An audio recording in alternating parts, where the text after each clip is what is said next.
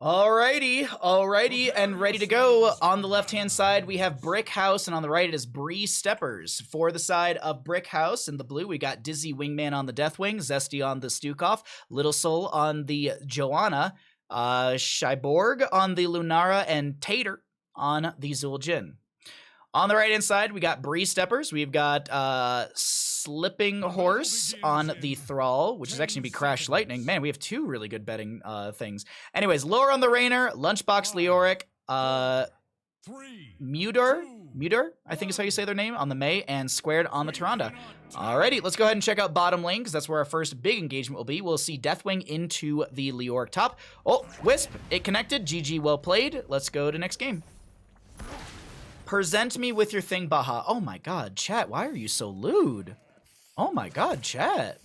So you can see right here, 150 is how many he has. It is going to say 30 over here, but we are going to be going by this. Actually, you can realistically go by both, but still, you understand, I'm sure.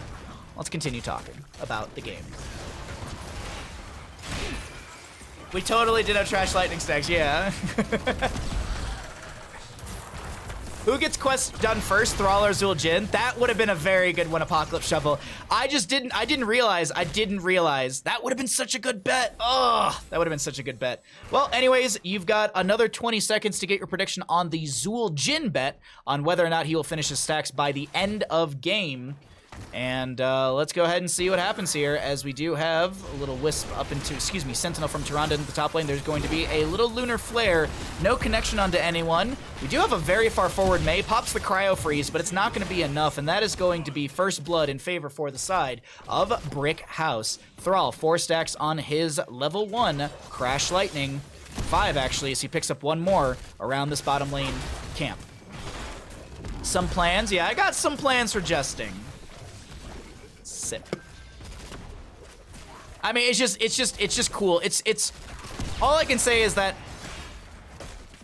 I'm not gonna get ahead of myself. If it gets approved, which I hope it should, it's a really cool thing. So, and I hope you all enjoy it. I just have to present the idea and make sure that everyone is like, yes, Bahamut, go ahead, you have approval, because that's how things work. You can't just go willy-nilly do things. For example, that whole commercial that you saw in CCL for the CCL merch, that was literally just like, I opened up a Google Doc and I started writing down ideas, and I created basically like a storyboard in Google Doc, and then I presented that to everyone at CCL, and they were like, yes, you're approved, go film it. So you're welcome, chat. I had the brilliant idea. Warwick and I did meet ahead of time, and we literally just said the exact same thing to each other because we had the exact same idea. The commercial was great. I had so much fun making that commercial. I want to make more stuff for CCL like that. It's easier to ask for forgiveness and permission. That is true, but here's the thing. It's hard to ask for forgiveness when they've already set up how things work, and for me to ask for forgiveness would be pretending like I forgot, which is I can't, because it's like a standard that's set that like everyone kind of understands, like this is the order of operations, and like we've been doing this for a while. Like, it'd be kind of BS if I was like, oh, I forgot, because it's like, it's my job not to forget. I'm the content coordinator, so like, that's part of it. Like, I gotta know the rules for the content coordination.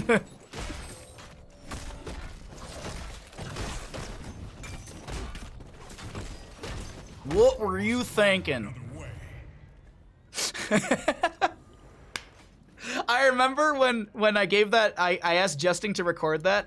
He, like, I explained it to him, and he's like, I kind of don't understand. I was like, and my response to him was, oh, here, let me explain it easily. Basically, hold on, we're gonna have to pause here for a second, because that's a lot of good damage going into Leoric. Okay, he wasn't gonna die. I didn't think he was gonna die, but maybe. Anyways, he's like, I kind of don't understand what you're asking for. I was like, oh, basically you can tell me Cho'Gall is shit, and he goes, oh, I get exactly what you're talking about. So yeah, that was a little tidbit right there between us when I was trying to explain what I needed for him from that. But either way, 7 stacks on Zuljin, 10 stacks on our Thrall, as our first immortal, Alarian, will be going into the top lane. We can quickly check some of the stats for our big boy here. 522 damage standard, 1,044 damage into structures as he is going to charge up his Hyper Beam and make his way into top lane. Interesting tactic here from the side of Brickhouse as they will be splitting the lanes. They're going to use Tater and the rest to go into bottom lane. Do they have Nature's Calling? No, they have Blossom Swell. So this is going to be the heroic burst build. I'm assuming we're going to see Choking Pollen here as well. So this is going to be looking for teamfight damage as you actually, Slipping Horse should die. Oh! An axe to the face. I was a green giant until I took an axe to the face, as that'll be Tater finding that kill with that last auto attack. I think Thrall would have died to damage over time, but Thrall greedily stepped up to try and get his Frostwolf procced, or maybe he was looking for another Crash Lightning stack. Either way, that greed is going to be punished heavily, and that'll be Fort Front Gate to go down, Fort to be at about 50%. As we take stock of the top lane, it is going to be Fort Front Gate down here, a sliver off of the top lane fort. And we have a bottom lane camp to go over to the side of Brickhouse, as Zul'jin is 1/3 of the way through his level 1 questing talent. Or his baseline questing, excuse me. Weird split since you'd think Zul'jin would want to push against the more defenders. Apocalypse Shovel, I agree, but I actually think this was a really good tactic. Like, the first Immortal doesn't get a ton of value, maybe a Fort Front Gate, so this split basically forces the enemy team to say, okay, do you want to save top lane and lose nothing and then lose a lot in bottom? Or do you split and try and mitigate both lanes? Unfortunately, it was well played by the side of Brickhouse. I think just Brickhouse, I wouldn't say outplayed, but they definitely were able to just find the kills and punish. I think there was a lot of punishment into the enemy side with just how they were not able to step up on the side of Brie-Steppers. But here, a big step into the face of this enemy team. Huge lurking arm, and that is going to be a kill onto Raynor. Does have 2 stacks on his behemoth armor, which is going to give him, what, 16 extra maximum health. I guess 216, because you gain the additional 200 off the bat. Slipping Horse gonna just back away as he does get bursted a little bit by the Lunara. And with 10 talent tiers coming through at the top of our screen a little bit, let's go ahead and cycle through the other numbers, get an idea of what those look like, as we haven't had a chance to look at damage, healing, and experience thus far in our 3rd best of 3 of the day. Can't deny results. Absolutely, Apocalypse Shuffle. I'm right there with you. Like, I think the split could have been defended, but I think that the oppressive nature of the Zul'jin plus the Lunara is really the critical factor. And let's keep in mind, we do have Zesty on that Stukov, and if I'm not mistaken, he did go low blow at level 1. I'm actually going to check really quickly. No, it's actually reactive Ballista Spores. Ever since low blow got nerfed, it is just only reactive Ballista Spores. So I saw the lurking arm go out earlier and into the top lane. I thought it was dealing a lot of damage, but either way, you still have lurking arm for zoning potential. But here comes Deathwing with a huge molten flame, amazing bless shield, and that is going to be 2 enemies cooked by our Brickhouse. And oof, there should be Immortal Phase over to the left-hand side as well. I feel bad about my bet because I think Brickhouse wins this too fast. As a reminder, there was an update to Aliobs. If you are a caster and you use Aliobs, or if you just want it for yourself, you have to follow him on Twitter, or not follow him, you have to find the link on Twitter. He has no access to his main page, his Google page, so you have to download it from there. But the nice update is that Lunara, among like Brightwing and many other heroes that have multiple charges for like a heroic, like Decimate Garrosh, you actually can now see those charges at the top left or top of the screen. So like Brightwing blinks, those charges are at the top of the screen as well. So a very nice addition from Ali right there. If you are wondering what that little number means, it's just how many stacks or how many charges Lunara has for throwing with vines. A very nice update, a very nice quality of life update. So that way, you know, you can just see, immediately know. Top lane fort goes down, Deathwing at Leoric to brawl out in bottom lane, but that's not really the concern. The concern is how much pressure they can apply through this top lane. Zul'jin, 12 stacks right now, nearing the halfway point for that 1.1 range increase on his basic auto attacks. Hey Soul, how you doing?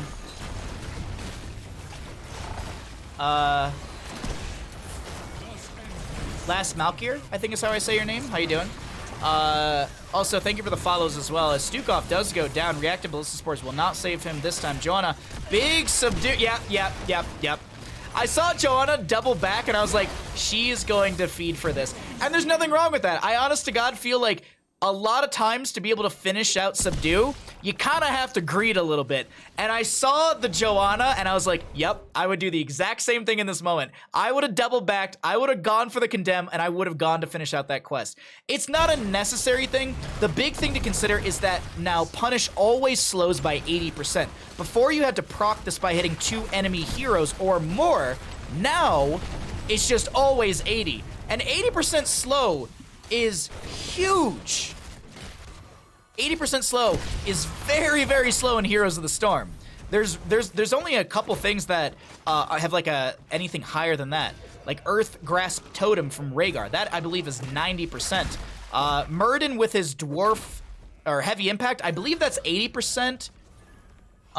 For 2 seconds, if I'm not mistaken. But either way, not a lot of things are over 80% slow in this game. 80% is very, very powerful, regardless of even how long it is. Does the decay go away, or is that with only with double hits? I believe the decay goes away. Hitting 2 enemy heroes at the same time with the Punish increases the slow to 80, and the slow amount does not decay. Hit 4 or more heroes at the same time with Punish. Punish always slow by 80. So yeah, I think it is just always, and it does not decay. Stukov D slow EQ from Thrall. Earthquake from Thrall, I don't think it's I can break the game and find out. Hold on one second. Let's break the game. Yeah, 50% from Earthquake. I was like I don't think Earthquake is a lot. I think Earthquake is probably comparable to like Slowing Sands. I actually don't know what Slowing Sands max out at. I think Slowing Sands maxes out a little bit higher than Earthquake from Thrall. And then Stukov, like, wait, oh, hold on, there's gonna be a big old fight. Big conflagration, oh, not even conflagration value. We're not even at level 16. Wicked Inferno is just cooking up the enemy side. Oh, Borg is gonna look for something right here on this Lunar. There's good damage onto Tyrande, and that's a massive shove onto Lunchbox Toss. Dingo is gonna be popped just to be able to make sure that he does not die. Tater very low, has to self-heal, 19 stacks right now on his baseline. If you're wondering how many that actually is out of 150, it is 95 out of 150. So, Zul'jin needing 55 more autos into the enemy team face. Slowing Sands goes up to 70. Okay, thank you. Went against, oh my god, absolutely Atlantis. Atlantis, oh my god, yes. Like, Slowing Sands feels like that, like you just like, why am I not moving? Please go.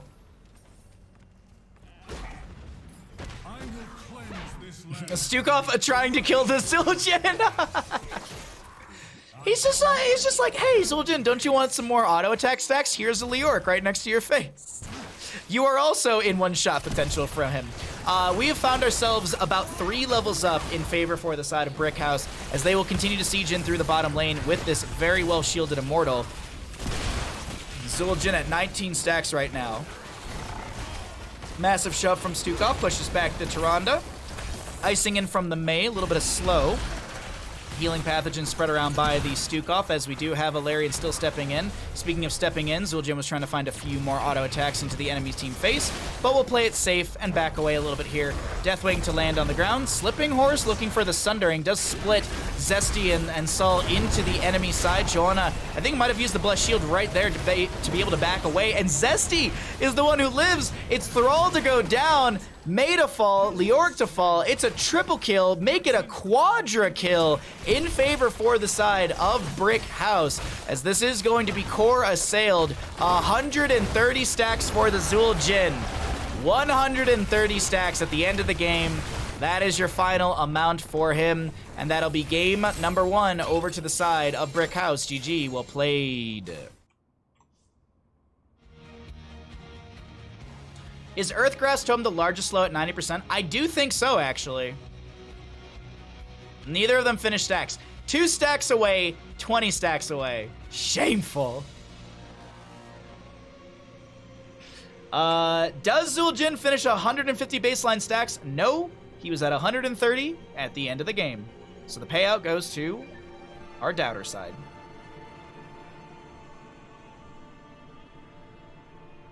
How you doing, CG?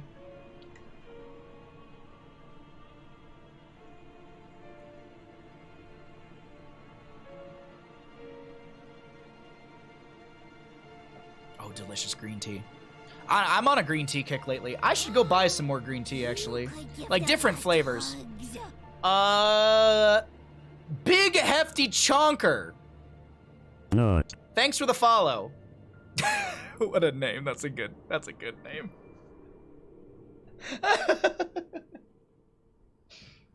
Oh, please clip it. There it is. Big Hefty Chunker. That's such a good name. Welcome to the stream. Thanks for the follow.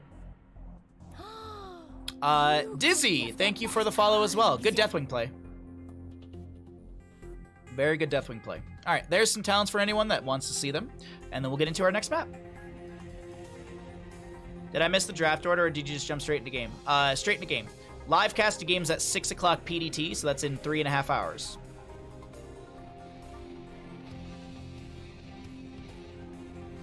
We are casting games that have not been casted in NGS, and yeah, we're just having some fun casting some games from yesterday.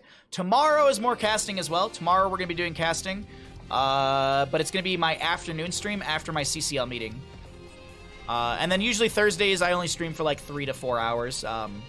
It just depends on how much energy I have, because then I have to wake up early on Friday for the Variety Day stream, which is gonna be Gungeon, maybe Hades, and then some Hearthstone Battlegrounds.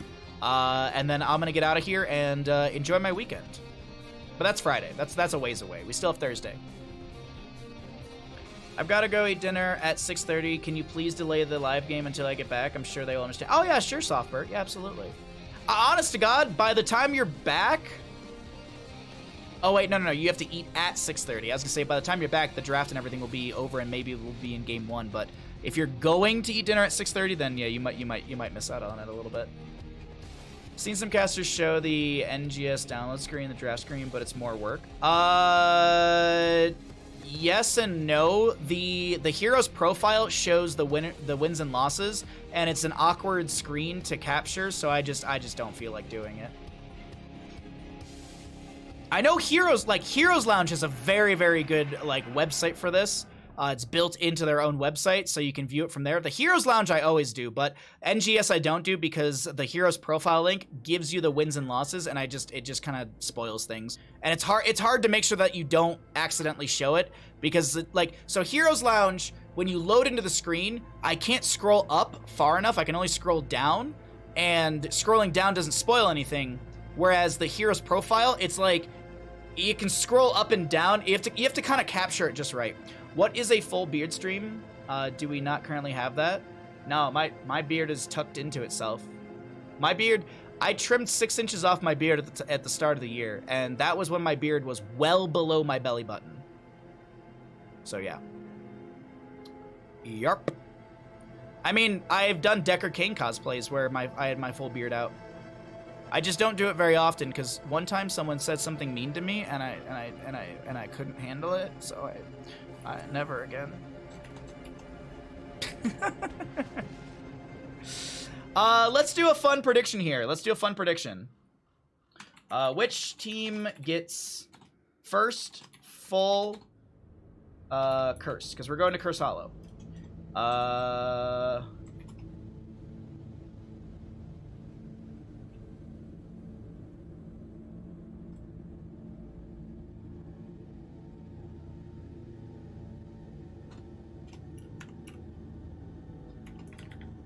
Okay, so there's that. And there's that. Okay. Stay a while and shave my beard? No, I'm not shaving my beard. Never shaving my beard. Okay. Let's see. I think everything's all set. Did you dye your beard for Decker? No, I just put baby powder in it. I just use baby powder because baby powder is easy to antique yourself with. It was really funny because my friends were like, so what are you gonna do about your beard? And I had like a thing of baby powder. I just like pulled it out from like a drawer, and they were like, what? Like my friend's boyfriend was like, he's like, you're just gonna antique yourself? And I literally just walked outside and just started dumping baby powder all over my head. And he's like, no, it works. Baby powder tastes so awful. It tastes so bad. All right, so yeah, I'm an idiot.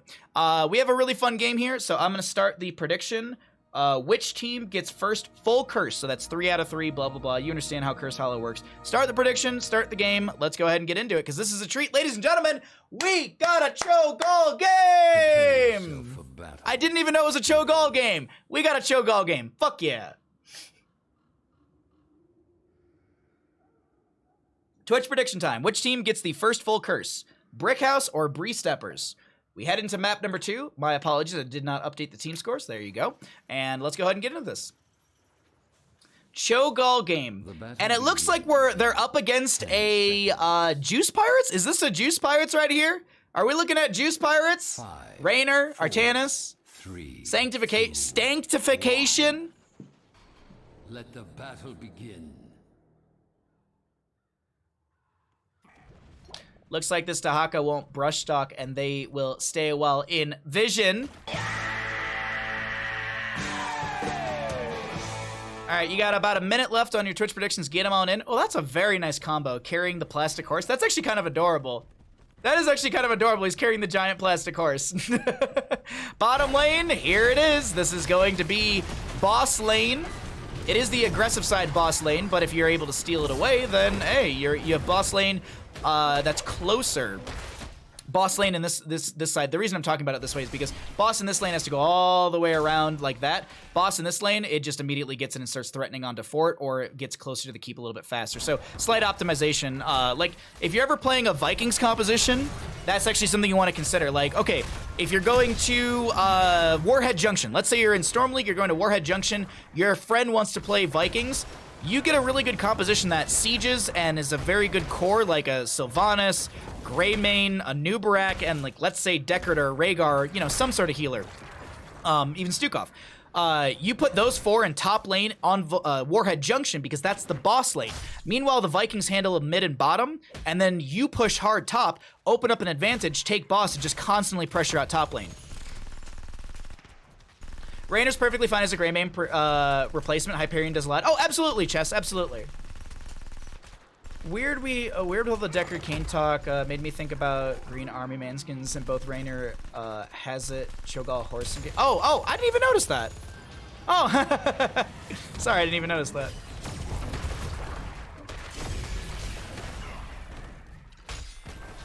Yeah, Raynor is perfect. Raynor's a great, like, sieger as well with Hyperion, because Yamato Cannon deals over 1,000 damage at level 10. Juice Pirates versus Cho'Gall. Can I root for both teams to lose? Wow. It's not illegal. Sure, do it. Look, I mean, caster bias aside, it's a Cho'Gall composition. I know where my bet lies, but hey, let's see what actually happens and what unfolds here, because we got 4 on both sides, some camps to be grabbed. Our first objective will be in the top center of the map, spawning in about 5 seconds, or excuse me, announced in 5 seconds, spawning in about 35. If you really want to split the hairs on it, but either way, Lunchbox versus Dizzy in top. Dizzy's low, but not really in a bad spot by any means. It is Joanna, so it's really not in a bad spot by any means. I'm curious, what is Joanna going to go at level 4? Are we going to go for Punish, Subdue sort of deal? Are we going to look for the Condemn? Okay, Cleanse from Rhaegar to make sure that it mitigates the root from Deckard Kane. I think it still counts as a stack for Deckard, though, because it does hit a hero. Okay, she's going to be actually going into Hold Your Ground, so reducing the her trait by 2 seconds to, I believe, 20 seconds is actually where it sits now. Yeah. Oh, good shield glare from Dizzy. Lunchbox. Oh wow, they're just trying to use Joanna to delay things out. Meanwhile, in mid lane, counter siege from Tychus and Deckard. Bottom lane, Cho'Gall putting pressure onto Slipping Horse. And all right, so there's 1 out of 3 for the side of Brie-Steppers. Is this pre-patch when Rhaegar was still good? No, live patch, homie. Live patch.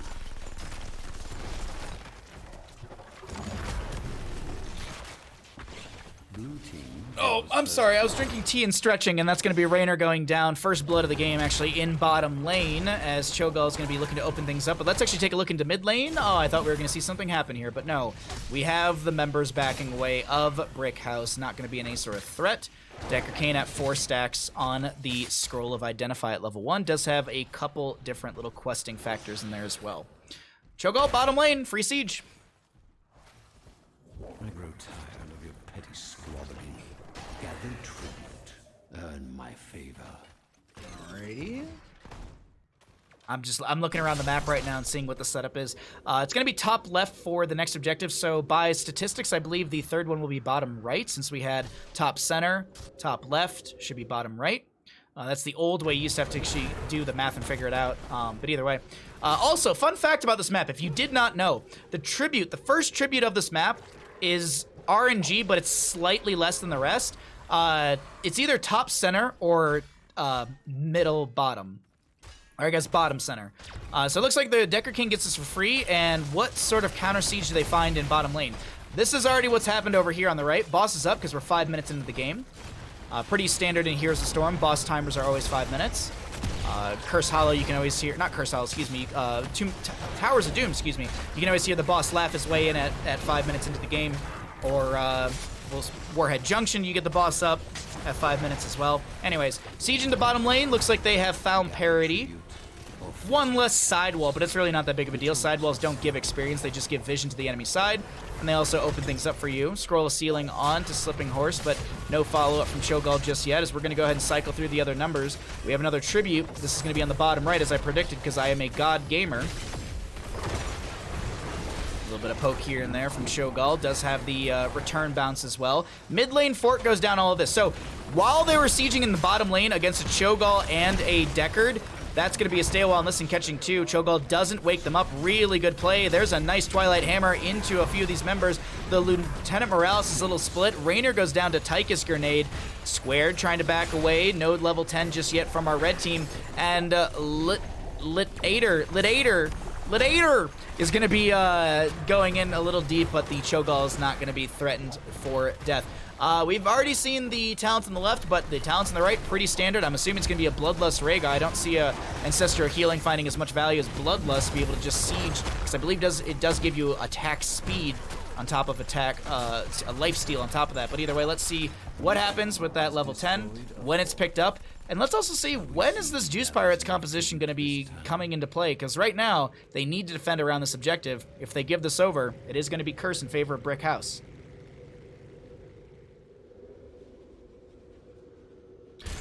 Weird they didn't go full aura build with Cho'Gall. But what about Double Trouble? I mean, the big one definitely is Leaden Orb.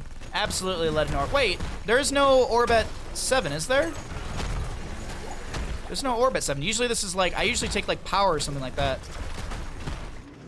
Red team has destroyed a fort.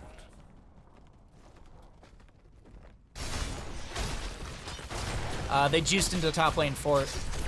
But while they juiced into top lane fort, they just give over Curse and a boss to the enemy side.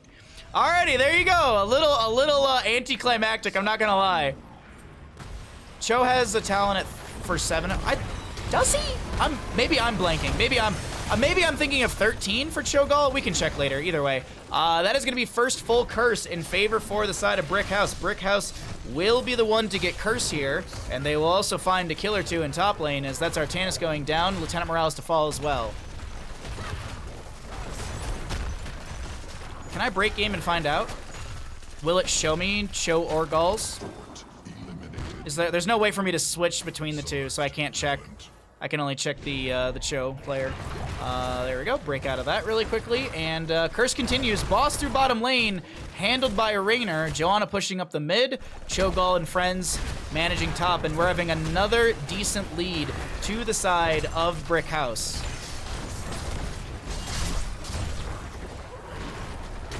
Oh, that's a good Righteous Hammer into the face of the enemy side. There's going to be another orb coming out. No Leaden Orb just yet. 16, about two levels or so away. Let the curse end. Check Cho for the talent on orbs.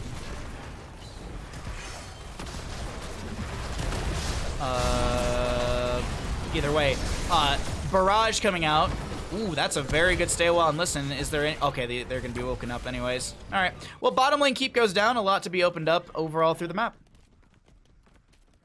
Gall doesn't have a level 7 orb. He has a trait at... Yeah, that's what I thought. That's what I thought, Kella. Okay, that's what I thought. I was like, it's like, there's no orb at 7 for Gall.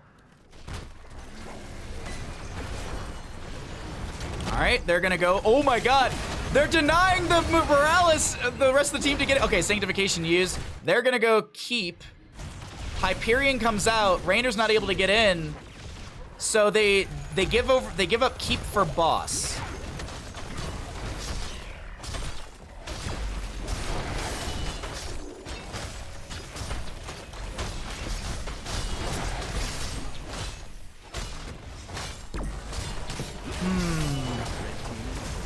Now, how are you going to get out of here? Now, how are you going to leave? Wait, Joanna, what are you doing? Oh, maybe she didn't have a shield glare. Okay, she did. She just got a shield glare stack back. Okay, I was like, where's the shield glare? Why didn't she use the shield glare? Stay well and listen. Jesus, Rhaegar, Raynor go down almost immediately. Little Haradra cube out from the Deckard Cain. Doesn't have any sort of reduction on speed or anything like that, or healing. Does have the Kanai's cube mastery at the level 4, or excuse me, level 7. Still 3 dead on the side of Brie-Steppers. Boss very healthy, approaching core. Are we ending game? Hold on, what's the Cho'Gall APM? This is important. Well, they're going for mid lane keep. Joanna steps in here as well. Artana's just about to come back from death. Boss slam jams his way onto the core. It's already losing shielding, 69 and less percent on said core, as this boss is still wailing his way into this bloodlust from the Rhaegar coming through. He goes down just before getting into the Hall of Storms. Cho'Gall pushing his way around. It looks like, ladies and gentlemen, with Tychus on core, really not even being looked at, that's going to be game number 2 over to the side of our blue team. And Brickhouse takes the series 2-0.